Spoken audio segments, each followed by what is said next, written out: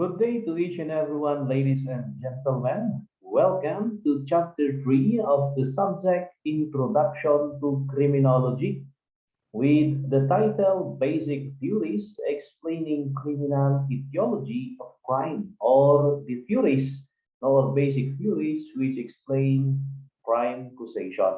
Okay, so ating pag-aaralan po dito kung ano yung pong mga sinaunang teorya na nagpapaliwanag kung bakit nangyayari ang isang krimen. Ano ba ang dahilan kung bakit nangyayari ang isang krimen at bakit ang isang tao ay nagkakagawa ng isang krimen.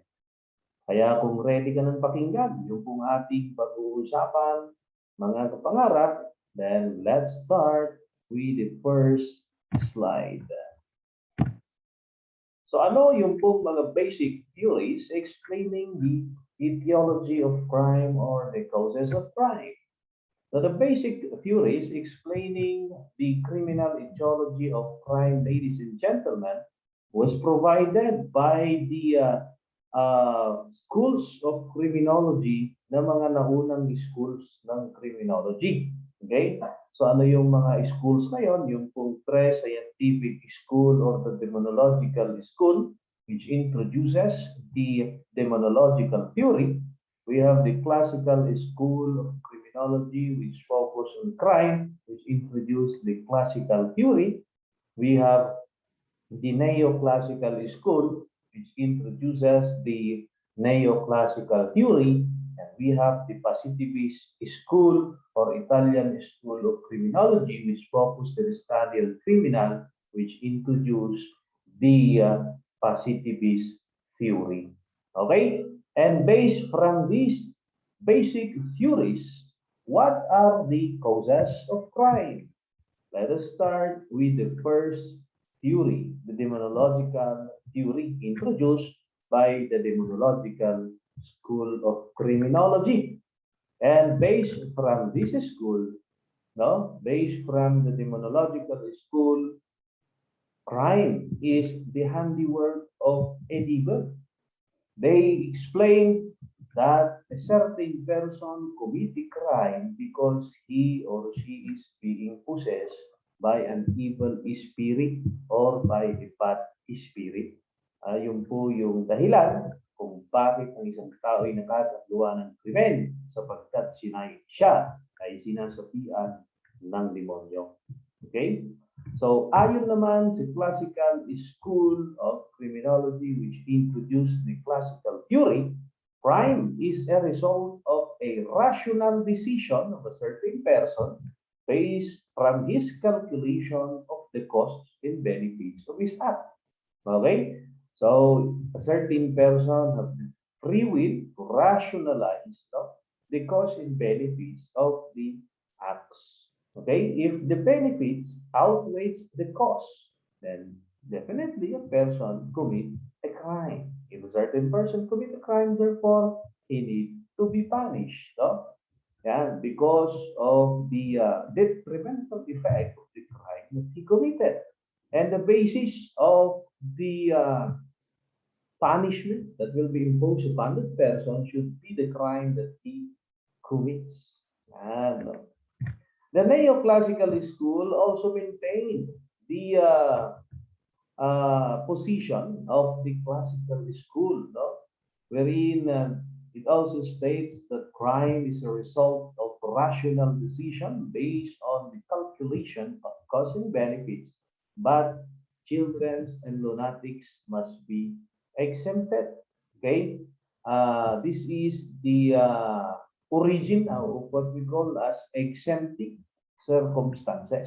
Okay, and this theory states that the children and lunatics, okay, cannot calculate costs and benefits of their cannot rationalize okay, between the costs and benefits or the pain in pleasure.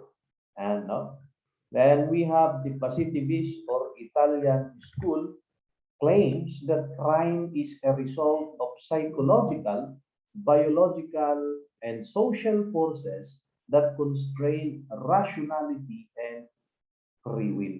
Okay? So kiniklaim niya na nung panahon na isang tao ay nakagawa ng krimen, ay wala siyang free will at wala siya sa sapat na katinuan o rationality na isagawa yon. Bunsod ng kanyang kalagayang psychological, biological, or social. Okay? Yan. At itong positivist school na ito, introduced by the father of criminology, no, si Charles Grosso, is the first scientific theory which explains crime causation or why a certain person commit a crime. No? So scientific theories ang basis nila. Kaya nga tinawag ng positivist. Okay? Yan. So yung pong classical school and neoclassical, these are based from metaphysical experiments, no, or metaphysical philosophy. Okay, while the pre-scientific school or the demonological theory is based from theology or base po sa paniniwalang panrelihiyon. Okay, so yun po yung mga basic theories na nag-e-explain kung bakit ang isang krimen ay nangyayari. Okay? Yan. At para pag-usapan ng mas maliliman, so let us proceed to the next slide. So, the pre-scientific school or demonological school or the pre-classical school claims that crime is a handiwork of a devil, no? And what are the implications or suggestion of this school, no, na gagawin sa mga criminals? Okay? So ayon dito sa teorya na ito, dahil ang isang tao ay sinasapian niya ng demonyo kaya nakakagawa ng krimen. So ano dapat ang gagawin para mawala yung demonyo na yun sa katawan ng isang tao? Okay, based from this theory, brutal corporal punishment should be designed to placate the gods, cleanse the community, and identify individuals as deviant. No?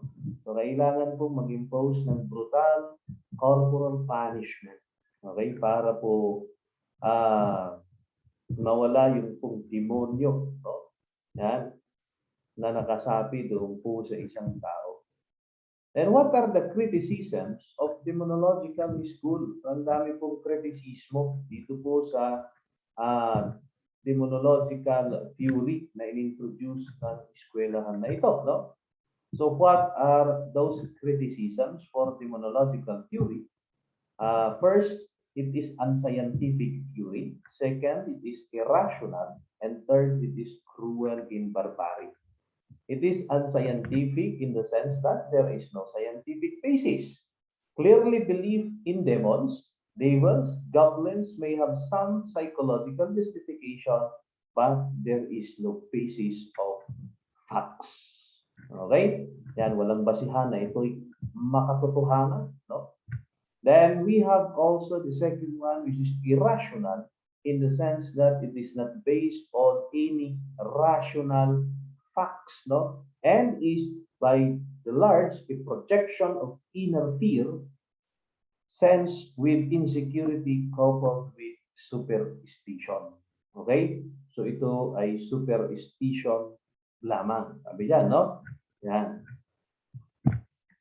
Then cruel in barbaric, in the sense that the demonological theory, no, provides that punishment should be based on false belief that if the body of man is subjected to burns, cuts, or acidic substances, inflict severe beating and pain, the demon will feel compelled to quit the body. Okay? So, yun po yung kanilang paniniwala. No? Kapag ka sinasaktan mo ang isang tao at nasasaktan, ay matatanggal yung demonyo na nakasapi sa kanya. So, ganun na lamang kabarbaric yung pong punishment. Okay? Ayan po yung paliwanag ng pre-scientific school or demonological school which introduces the demonological theory. Okay? So, Susunod po ay yung pong classical school, no? So the classical school, as we have stated earlier, no, that crime is result of rational decision based on calculation of costs and benefits. Then, what is the implication for criminal based from this classical theory? Ano dapat ang gagawin sa mga kriminal kung ginawa nila yung krimen at yun ay decision nila, no? At meron silang kalayaang isagawa yung kanilang ah, ginawang mali or yung kung krimen na ginawa nila, so karapat dapat lamang na sila ay parusahan, no? At ano ang implication or ano yung suggestion ng pong classical theory, okay?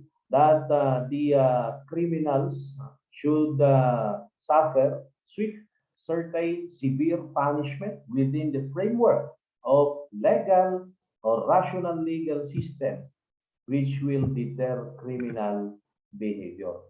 Okay? So, sinasabi dito na dapat meron pong legalidad, meron pong naipasang batas, no?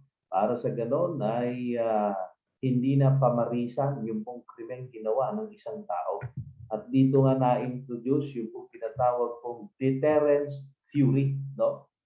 Deterrence theory wherein a certain person should serve as an example to others, no? Para sa ganoon ay hindi na siya pamarisan.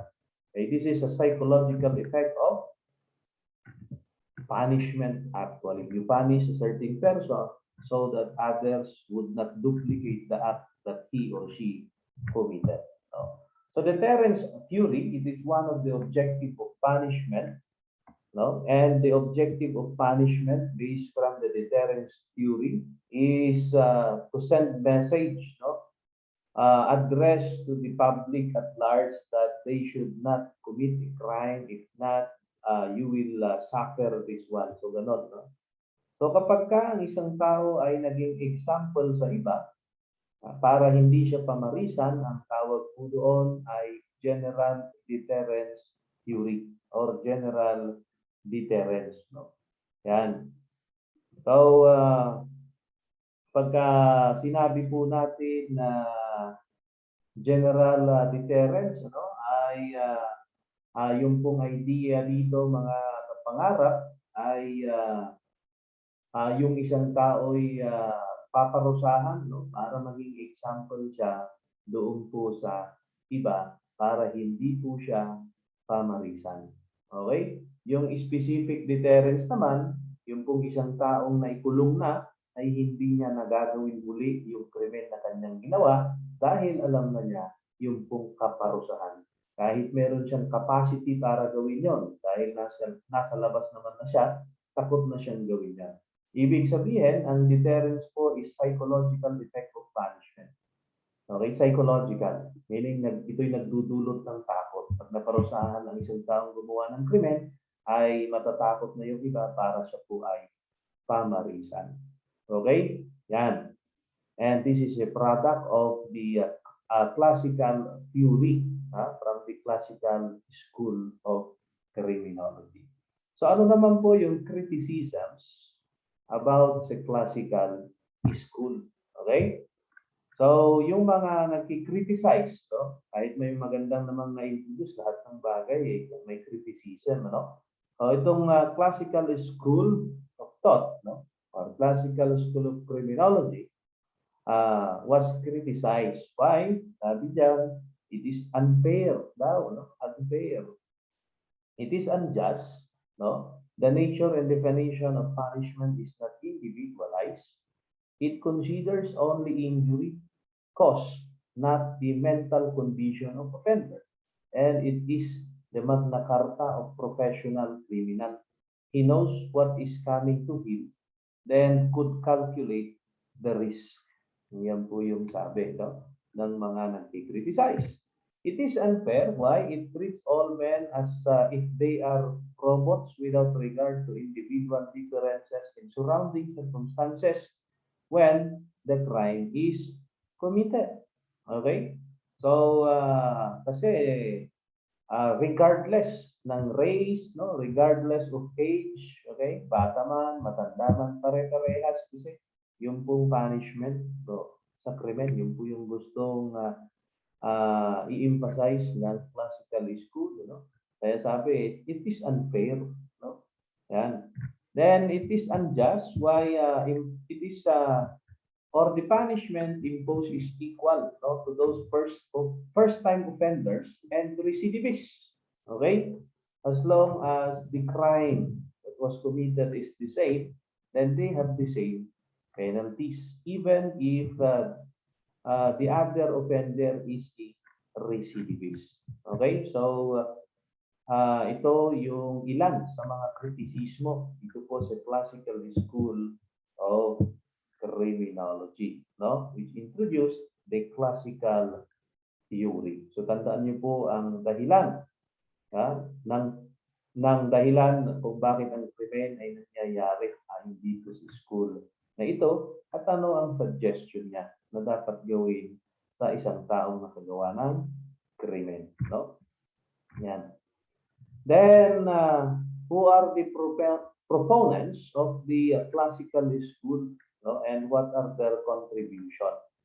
So, napahapyawan po natin ito doon po sa history, no, ng criminology worldwide perspective.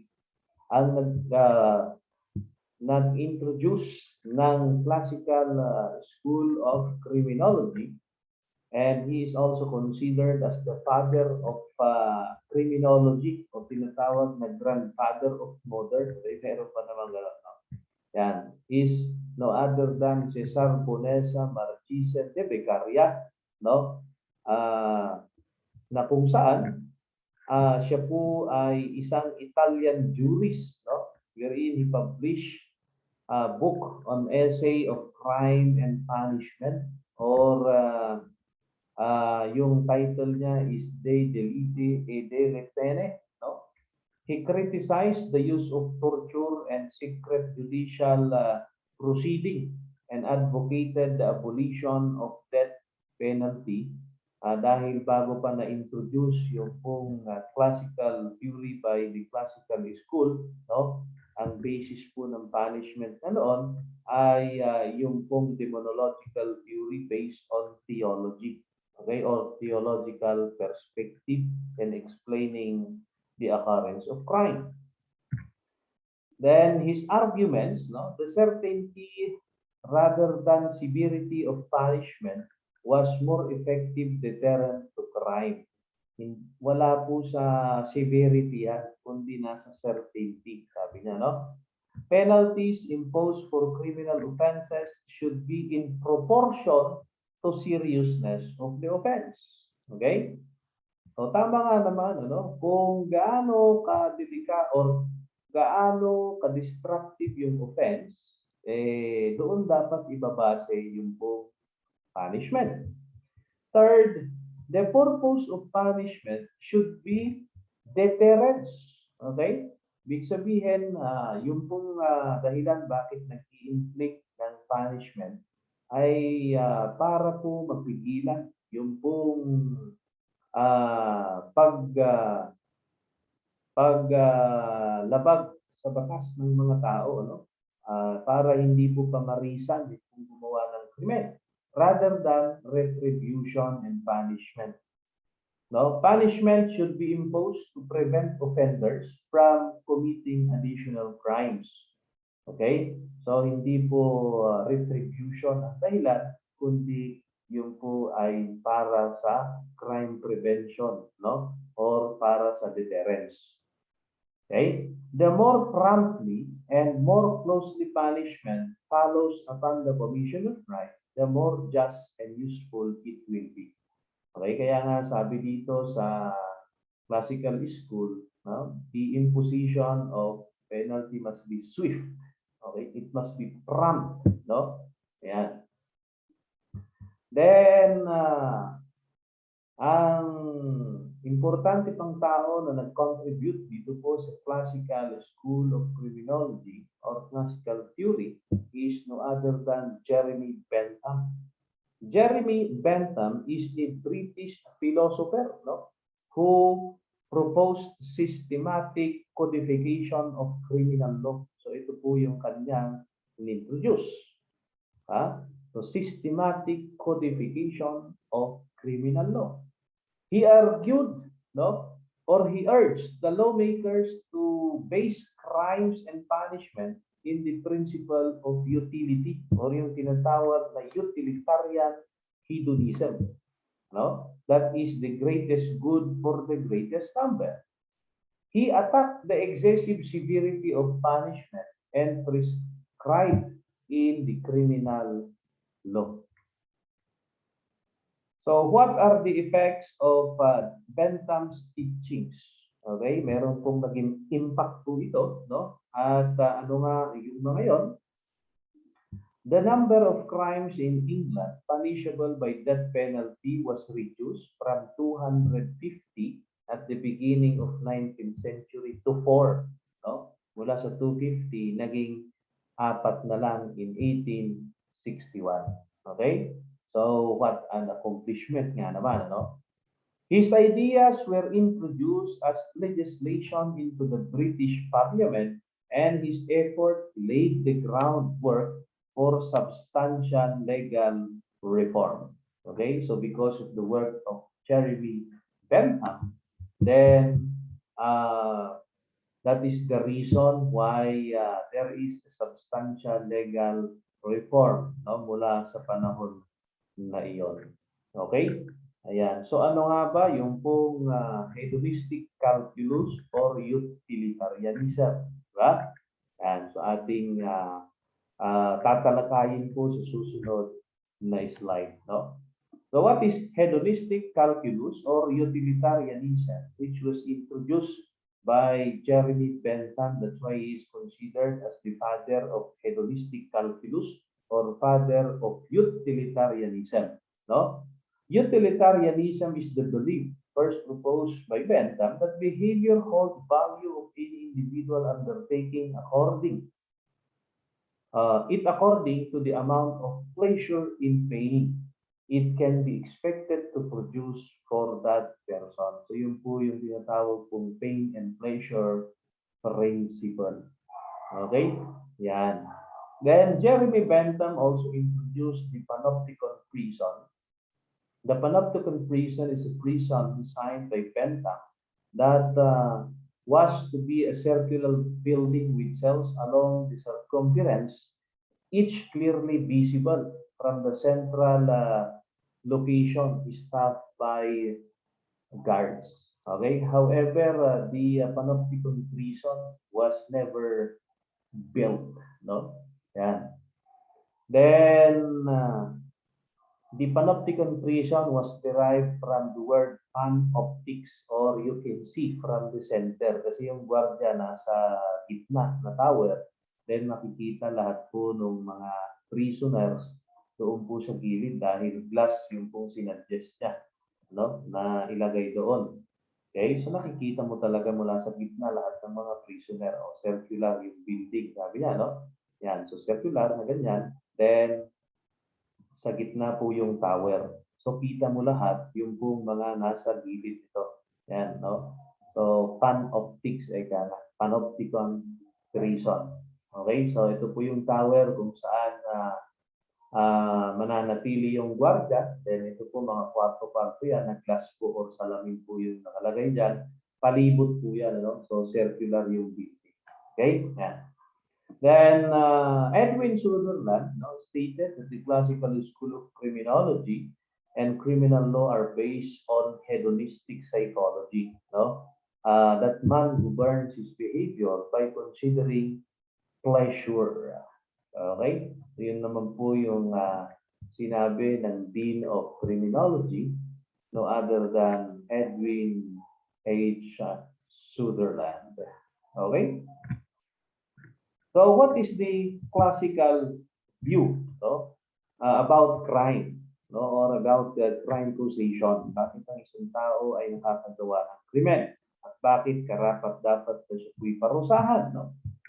The classical view or the classical theory states that man is essentially a moral creature Okay? Tao na meron pong moralidad, that is the difference of animal and person. No, animal have no moral, while person have a morality, no? With an absolute free will. So we have the freedom of choice, no? We are free, no? To choose between good and evil. And therefore, more stress is placed upon criminal himself. Okay? Basic criminal liability is human free will. It's up to you to choose whether you want or not, no? And the purpose of penalty is retribution. It endeavors to establish mechanical and direct proportion between crime and penalty. Third, crime is juridical entity and penalty is an evil and a means of juridical tutelage. Fourth, no, that every man therefore is responsible for his act. Kasi sabi sa una, may free will siya na gawin yung kanyang ginagawa eh. Noong una, sabi niya, merong moralidad ang tao. Pangalawa, meron po siyang free will. Diba? Yan. So, pang-apat, sabi niya, kung ang isang tao ay meron pong free will, no, ay karapat dapat lamang na responsable siya tungkol sa kanyang ginagawa. That is his choice, di ba? O dapat, panagutan niya, meron siya dapat accountability, no? Then, fifth, the law or judge should determine the punishment to be attached to the criminal act and should not provide a scale of punishment to all persons committing the same crime, irrespective of age, sex, color, creed, or circumstances. Ayan po yung sabi ng classical view. Okay? That person is a moral creature and he has a free will. Therefore, he has the freedom of choice between good and evil. Therefore, if he committed a crime, then therefore he needs to be punished. And that should be based on the scale of punishment, regardless of your uh, age, sex, color, and etc. Okay? So, what are the heritage of classical school or the legacy of classical school? Ano yung legacy ng classical school na naiwan niya? No? So, the legacy of the classical school on its heritage includes rationality, hedonism, punishment, human rights, and due process. Okay, sa rationality means human beings have free will. Ito yung in-introduce niya, no? And the action they undertake are result of choice. Okay? Second, hedonism is the pain in pleasure and pain, no? Or the reward and punishment principle are the major determinants of choice. Okay? Then punishment. The classical school states that criminal punishment is deterrent to unlawful behavior. Deterrence is the best justification of punishment. Okay? Yeah. Then you have human rights. Okay? Society owes to its citizens respect for their rights. Diba? So, society is made possible by these theory, to cooperate with each other. Hence, society owes its citizens respect for the rights in the face of the government action and for autonomy insofar as such autonomy can be secured without endangering other or menacing greater good. No? Yan. So dahil sa school na ito ay na-introduce po yung pong karapatang pantao ng bawat mamamayan, no? Yan. Then, due process, napaka-importante, no? An accused should be presumed innocent until proven otherwise or until proven otherwise, and an accused should not be subject to punishment before guilt is lawfully established. Okay na hanggang ngayon po pinapractice po itong na-introduce ng classical school that there should be a due process. Okay, yan.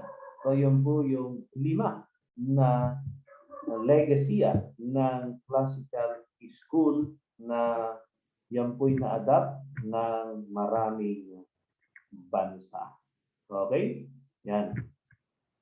So ano pa yung pong na-introduce yung pong mga proponents ng classical school? We have also the social contract theory, no, advocated by Cesar Vicaria, states that men originally were without government, walang gobyerno, but created the state through social contract, okay, or association of human being to others. Okay, yan. So, under this theory, men are said to have surrendered some of their natural liberties in return for the security that the government could provide them against their own social acts. Dahil meron nga pong social contract, no? May contract between the society or between the members of the society and the society or the community and the government, no? They surrender some of their liberties. Meron silang kalayaan pero ito po'y limitado, no? Para din doon po sa security, no? Na pwedeng ibigay sa kanila ng gobyerno. Okay? And last but not the least, laws are created to prevent man from enrichment or improvement of the rights of the others. Okay? Yan. So those are the proposition of the social contract theory advocated by Cesar Bonesa Marchese de Vicaria. Okay? So, what are the philosophy of the classical school? Ano yung philosophy niya? No? Na bakit sinasabi ng mga tao ay dapat parusahan pag nakagawa ng krimen? Yeah. So, the philosophy of classical school, man is a free moral agent. The man or man acts in accordance with human free will. Man is responsible for his acts. And crime can only be corrected by punishment. Sabi niya, no? Then law should determine the punishment for an act and there should be a penalty for it. Okay? So, talagang ipinagpipilitan ito pong classical school of criminology ng isang taong nakagawa ng krimen ay dapat parusahan sapagkat siya po ay may kalayaan, no? May free will na gawin kung anuman ang kanyang gusto. Therefore, kung siya nakagawa ng krimen, dapat lamang siyang parusahan. At siyempre, no, yung kanyang krimen ginawa, doon po ibabase yung pong parusa o kaparusahan na ipapataw sa kanya. Okay? So, ano naman yung kritisismo dito po sa classical theory, no? What are the criticisms? Some of the criticisms include, but not limited to the following. Lunatics and imbeciles can't calculate pleasure from pain. Okay? Or they don't know what is right from what is wrong. Yan. Kasi sabi ng classical school, regardless of age, no? Regardless ng lahat-lahat, basta ang isang tao ay nakagawa ng krimen, kailangan parusahan. No? So, question po yan. Hindi po kayang i-calculate, no? Hindi po kayang mag-rationalize ng lunatics at saka imbecile. Therefore, they should not be punished, sabi, no? Yan. Then it is not applicable to crimes committed at the span of a certain moment. Criminal habit in normal person may make them impervious to the latent of punishment. And the risk, no, of punishment may be comparatively slight. Ayaw, no? Yan, ayaw tanggapin ng mamamayan. Yan, no? And among youth, they commit crimes for advance or improvement daw. Okay? So, yun po yung mga kritisismo doon po sa classical school. So, what are the effects of classical school of criminology to our modern society? Okay, so after they have introduced the classical school of criminology, A French penal code was adopted in 1791. Frederick II revised the criminal and civil law of Prussia. Okay, yung pong Prussia ay yung part of Poland and Germany, no? Yan. Then Emperor Joseph II drafted a new code for Austria in 1787, and the first code to abolish the capital punishment, which is death. Catherine II convened a commission to prepare a new code for Russia. So, ayan po, no, ang kagandahan nung pong na-introduce. No pa? It is also an influence, no? Or it also influenced the first 10 amendments of US Constitution. So kung makikita natin, ang dami pong contribution. Ito pong classical school of criminology when it comes to the making of criminal law. Okay? Ayan. So let us proceed to the principle proposed by Cesar Beccaria, no, based from the classical theory. So what are the principles that was introduced by the main proponent of the classical school of criminology, or the father of criminology? He stated that laws should be used to maintain the social contract. So kailangan po meron pong batas or meron pong isa batas para ma-maintain po yung kontrata between the society and the government, no? Laws are the conditions, no, under which men, naturally independent, united themselves into society, weary of living in a continual state of war and enjoying a liberty which became a little value from the uncertainty of its own duration. They sacrifice one part to enjoy the rest in peace of security. Okay? Oh, dahil ang isang tao nga ay may kalayaan, subalit ito po ay meron pong limitasyon na kung naisabatas or may mga batas na maipasa, no? Kaya pinopose po ni Cesar Picaria na dapat meron pong batas, no, para ma-maintain yung pong social contract, serve as a binding agreement between the society and the government, no, that the government will protect the people whoever the people should surrender some of its rights, no. Then next, only legislators should create laws. Sabi niya, no? So the authority of making penal laws can only resolve with the legislator who represent the whole society united by social compact. Okay? So hanggang ngayon ay sinusunod naman po yan halos dito sa ating bansa, no? Yan. So meron po tayong mga legislators. Yan. Yung Congress po natin who pass the law, yung pong legislative part of the government. Judges should impose only punishment that is imposed by the judges should be in accordance with the law. Okay? Tama nga naman yun. No? Hindi po dapat ayon doon po sa kanilang sariling perception naman. No? So judges should impose punishment only in accordance with law. No magistrate then can, or with the justice, inflict on member of the same society punishment which is not ordained by the law. So lahat ng decision ng quest ay base doon po sa batas. No? Judges should not interpret laws. Judges in criminal cases have no right to interpret the penal laws because they are not legislators.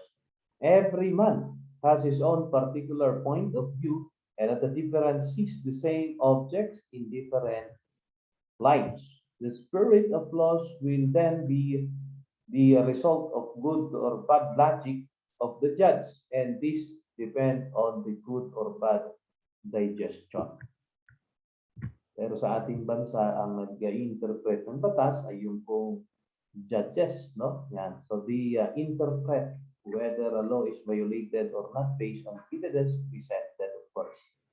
Ano ba yung pong introduce ni Cesar Vicaria, no?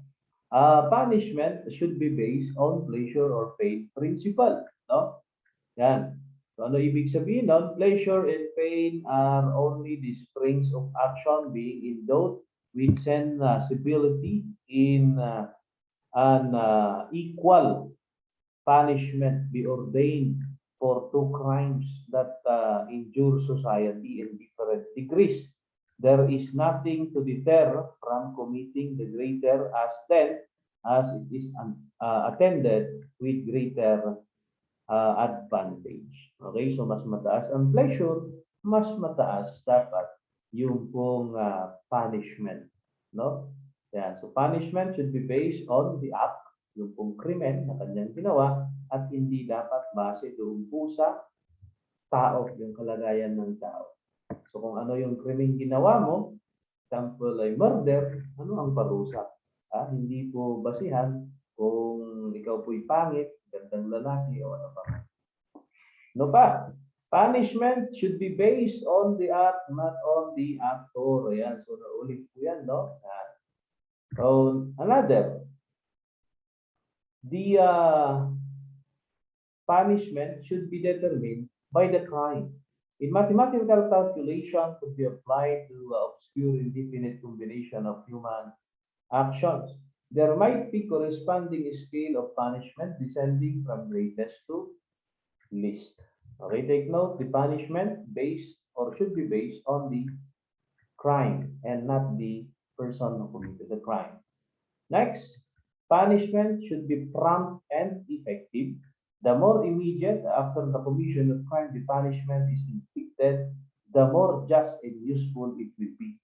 An immediate punishment is more useful because smaller the interval of the time between the punishment and the crime, the stronger, more lasting will be association of two ideas of crime and punishment. Kaya sinasabi ng classical theory by Cesar Vicaria na dapat swift, no? Agad-agaran yung pong pag-impose ng punishment.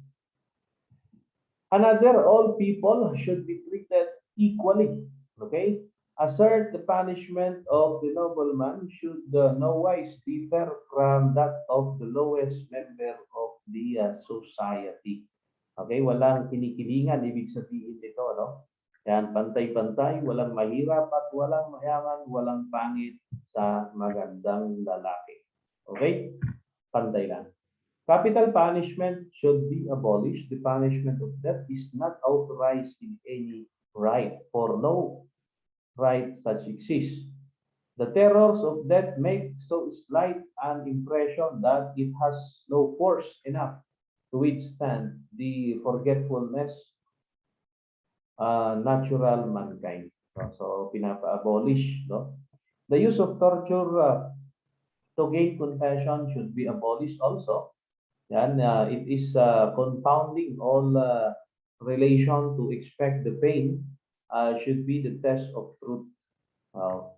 Hindi naman pwedeng ang basis of truth ay yung pong pag-inflict ng punishment at umamin nga naman. No? Yan. Then, it's better to prevent crimes rather than to punish them. Okay, so would you prevent crimes? Then let's the law be clear and simple. Let the entire force of the nation be united in their defense. Now, let them be intended rather to favor every individual. Okay? And so mas maganda na pigilan yung krimen kaysa parusahan. Okay? Yung po ang sinabi ni Cesar Vicaria doon po sa kanyang classical theory. Okay? From his classical school. Okay? So, doon naman tayo sa Neoclassical school. Okay? The Neoclassical school, which introduced the Neoclassical theory, is a contemporary version of classical criminology that emphasizes in deterrence and retribution with reduced emphasis, no, on rehabilitation. It is stated that classical doctrine is correct in general, but modified details. Children and lunatics can calculate pain and pleasure, not regarded as criminals or to be punished. This principle, some extent,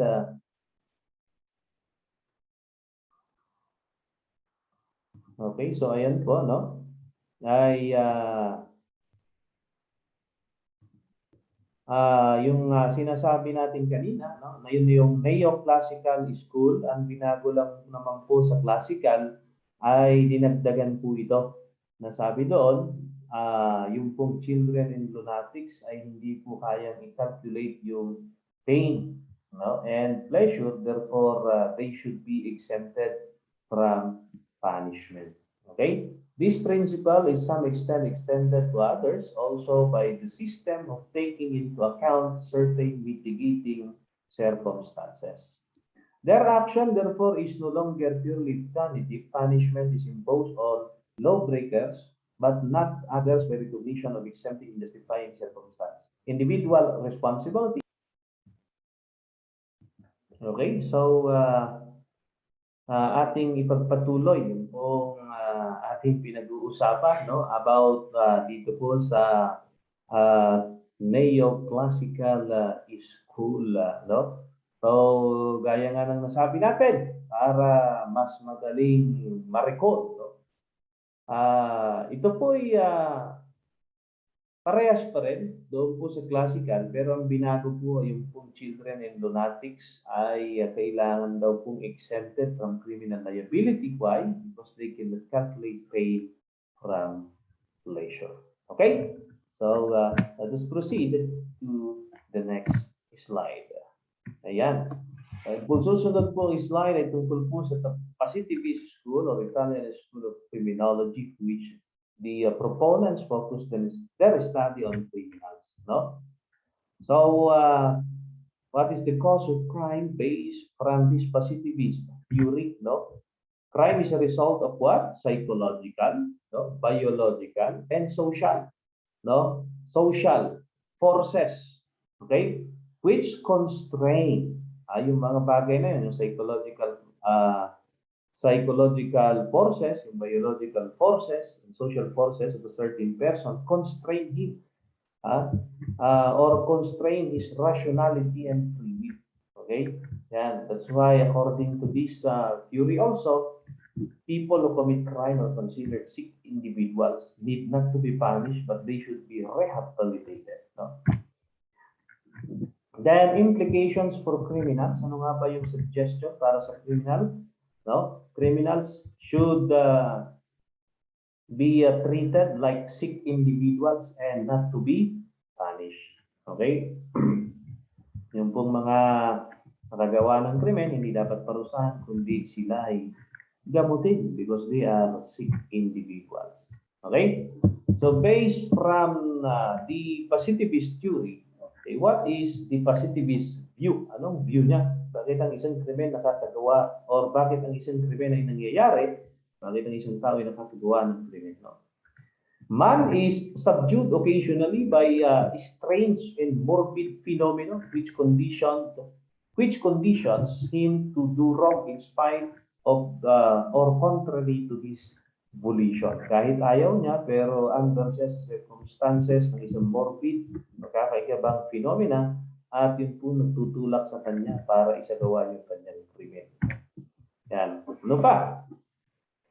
Crime is essentially a social and moral phenomenon and cannot be treated in check by imposition of punishment, fixed and determined, but through the enforcement of individual measures, in such particular case after prior investigation conducted by competent body of psychiatrists and social scientists. So ang sinasabi dito ay huwag dapat parusahan, kundi dapat ay magkaroon po ng rehabilitation or treatment. Yung po yung sinasabi ng positive view. No? Ano pa? Basis of criminal responsibility for criminal is his dreadfulness or dangerous state. Okay? Yan. So who are the proponents of the positivist school? We have Cesar Lombroso, no? He is considered as the father of criminology. And in his book, The Criminal in Relation to Anthropology, Jurisprudence and Psychiatry, he sought to explain crime in terms of physical makeup of the criminal. Okay, so siya po yung nag-introduce ng isang tao ay nagkakagawa ng krimen based from his psychological makeup. Siya rin po yung nag-introduce ng atavism or yung pong born criminals and so on and so forth. No? Yan.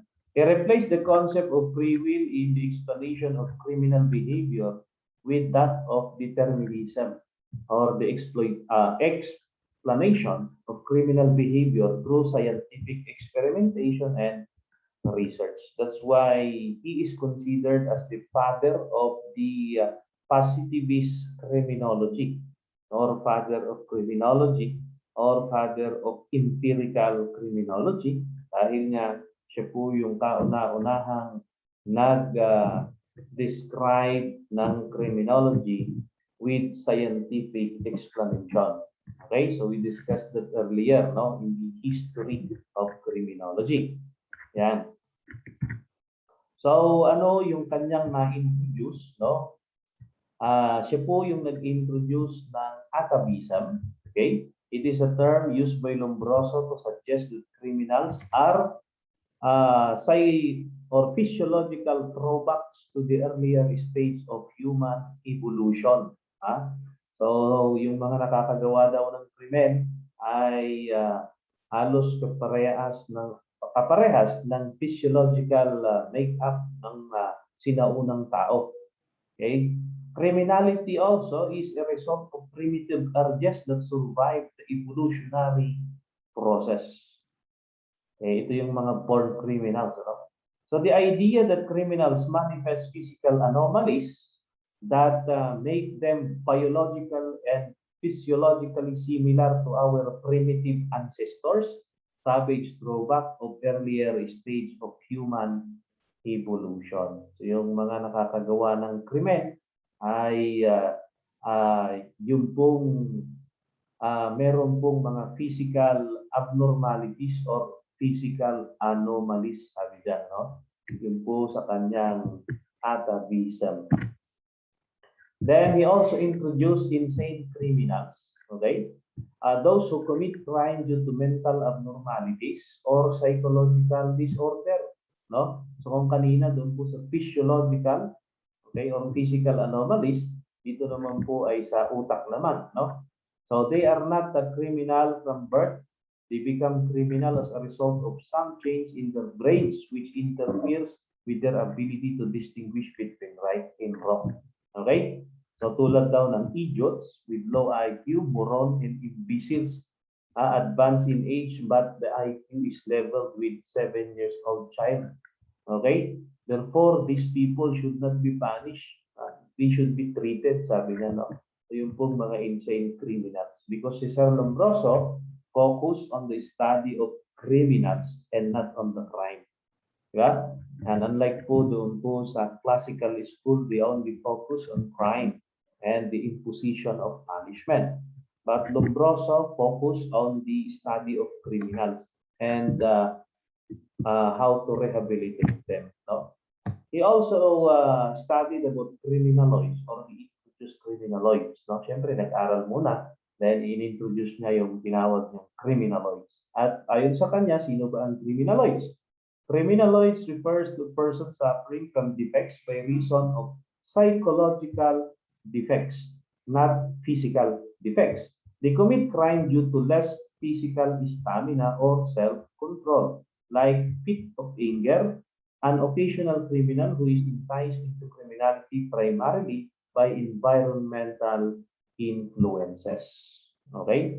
So may mga psychological defects. These are called as criminaloids. Then he also introduced the criminal by passion, pertains to individuals who are easily influenced by their emotions. Okay? Like for example, anger, love, hate, offended honor, and other intense emotions. Then he also introduced occasional criminal pertains to a certain person or one who commit crimes due to insignificant reason that push them to do that at a given occasion. Then he also introduced the pseudo-criminals, those who kill in self-defense. In his book, The Criminal Man, or El Homo Delinquente in 1876, he asserted that criminal could be identified by observing certain physical traits, including a long lower jaw, yan, asymmetric cranium, ibig sabihin ang kanyang cranium ay hindi po siya symmetry, hindi pantay, and other detectable conditions. Okay? So if you have time, you can search born criminals, pseudo criminals using Google at makikita nyo yung pong sinabi ni Cesar Lombroso. Okay, pati yung drawing and then po, no? These traits do not cause criminal behavior, but they reveal an inherent propensity. Okay, there is a big tendency, no, that they will commit crime. The propensity towards crime was a result of atavism, a reversion of a more primitive state of human development. Okay, so yun po yung mga na-introduce ni Cesar Lombroso. Makikita nga natin na nag-focus siya sa pag-aaral ng criminal. Na kung makikita natin yung mga criminal talagang in-introduce niya, ay may mga sakit na dapat hindi po pinaparusahan. Okay, kaya po na-introduce sa ating criminal law yung pong tinatawag na justifying circumstances, no? Justifying at saka exempting circumstances because of this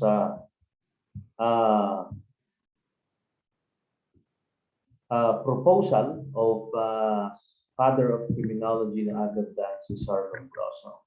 Okay? Yeah. Then we have also Enrico Ferri, no? The student of Cesar Lombroso, no? Published a book entitled The Theory of Immutability and Denial of Free Will. He is Lombroso's student who considered social factors, okay, as one of the reason why people commit crime, no? Social factors, society, syempre, such as population trends, the religion, and the nature of family in explaining crime. Okay? So meron pong sinasabi ni Enrico Ferri, meron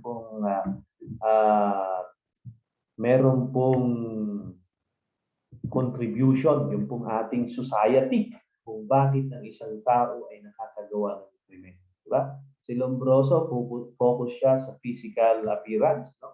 At saka psychological, ay sa utak ng isang tao, at saka sa physiology.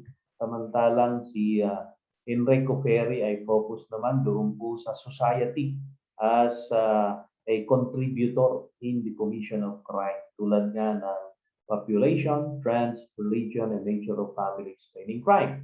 His greatest contribution was his attack on classical doctrine of free will, which argued that criminals should be held morally or responsible for their crimes because they must have made the rational decision to commit crime. He believed that criminals could not be held morally responsible to their crimes because they did not choose to commit crime, but rather, no, the criminals were driven to commit by their conditions in their lives.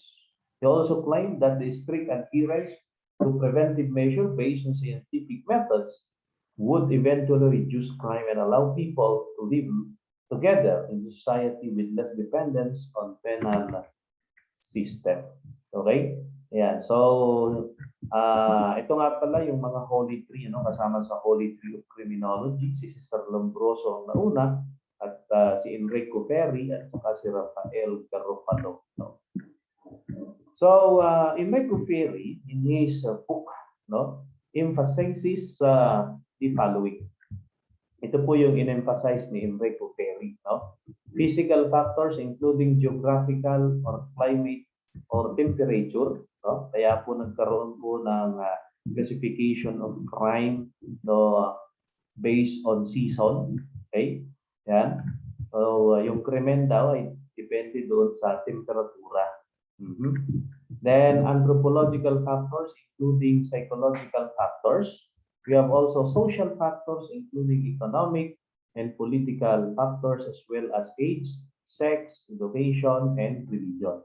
He also emphasizes that crime is due to economic or due to poverty. Okay? Dahil sa kahirapan, anong nangyayari? Ang mga tao ay kailangan mabuhay, wala kang makain, kaya ang mga tao ay nagnanakaw. Kasi ang isa sa common na krimen noon ay manslaughter at saka yung robbery. No? Yan. He proposed a more elaborate classification of criminal types. He introduced the born or instinctive criminal, insane criminal, passionate criminal or innate criminal, involuntary criminal, occasional criminal, and habitual criminal. No? And this type of criminal will be discussed when we will reach the topic about criminals. Okay? Ayan. So tatandaan nyo yung in-introduce ni Enrico Ferri, ang dahilan kung bakit nakakumit ng isang tao ng krimen ay dahil merong contribution yung buong kanyang society na ginagalawan. Then we have Rafael Garofalo as the third proponent of the positivist school. No? Rafael Garofalo thought that crime can be understood only by studied scientific methods. Criminals are not free moral agents, but product of their own traits and their circumstances. He is an Italian lawyer whose major contribution is concept of natural crime. According to him, natural or true crime is the conduct of conduct that is against average moral sense of community. The true criminal is one who lacks the basic altruistic sentiments of pity and honesty. And introduce niya yung pity and probity as discussed earlier. He acknowledged certain forms of criminal behavior might be encouraged by social and environmental factors. Okay?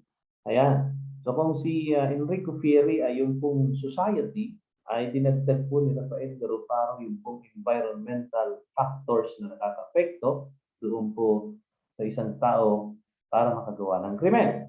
He traced the roots of criminal behavior not to physical features. Kasi ito po yung kay Cesar Lombroso ng physical features, but to their psychological equivalents, which he called moral anomalies. According to this theory, natural crimes are found in all human societies, regardless of their views of lawmakers, and no civilized society can afford to disregard them. And Rafael Garofalo introduced some types of criminals to include murderers, okay, those who are satisfied from vengeance. No, we have violent crimes, those who commit very serious crimes. Deficient criminals, those who commit crimes against property dahil nga sila po ay deficient. No? Yan, kulang, may kakulangan, no? Kulang sa gamit, kulang sa pera, kaya magnanakaw, no? Then we have lascivious criminals, those who commit crimes against chastity. They commit crime because of lust. Okay? Yan. So, yun po yung mga tatlong proponents ng positivist school. At sila din po yung tinaguriang Holy Three in Criminology. Si Cesar Lombroso, si Enrico Ferri, at si Rafael Garofalo. No? Yan, so tatandaan niyo po yung acronym nila. Holy Three of Criminology, Cesar Lombroso, Enrico Ferri, at Rafael Garofalo. Okay? Ayan. So what are the results of Italian school? Ano yung po mga naging contribution nila? Okay? Yan. So these are some of the heritage or contribution, no, of Italian school of criminology or the positivist theory. Retribution was eliminated. Okay? Then deterrent effect theory, which was modified, does not apply to those who could not foresee the consequences of their act. Sinasabi diyan na yung deterrence ay hindi po yan maia-apply sa mga tao na hindi po nila makita yung pong magiging parusa doon sa kanilang acts because they cannot calculate what is right from what is wrong. Tulad nga nung imbecile nga naman, ano? Ayan. Yan. So, yun po yung sabi ng positivist school. Another rehabilitation was emphasized but applied with the discrimination to certain classes. Okay? So rehabilitation was introduced because criminals are considered sick individuals. Okay? But there is a discrimination to certain classes. Sabi na, no? Protection of society seems to be primary purpose of treatment. So here comes now the protection of society. Okay? Then prevention of crime by early treatment of juvenile delinquents. Ito po yung pinakamaganda. Okay? Kasi may proposition sila na yung delinquents will be the criminals later on. Okay? Ayan po. No? So, yun po yung mga primary schools na nag-i-explain ng occurrence of crime or causation of crime, no? So sa positivist nakita natin, no, na meron pong contribution yung pong physical characteristics ng tao, psychological characteristics, no? Si Enrico Ferri nag-focus naman doon po sa we have psychological, no? Characteristics, okay?